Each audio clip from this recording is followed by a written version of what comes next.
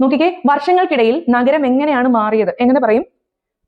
How has the city മാറിയെന്ന് എന്താ പറയുന്നത്? ചേഞ്ച്ഡ് അല്ലേ? How has the city changed over the years. How has the city changed over the years. Company വളരെ വേഗത്തിൽ വളർന്നുകൊണ്ടിരിക്കുകയാണ് എന്നെങ്ങനെ പറയും? The company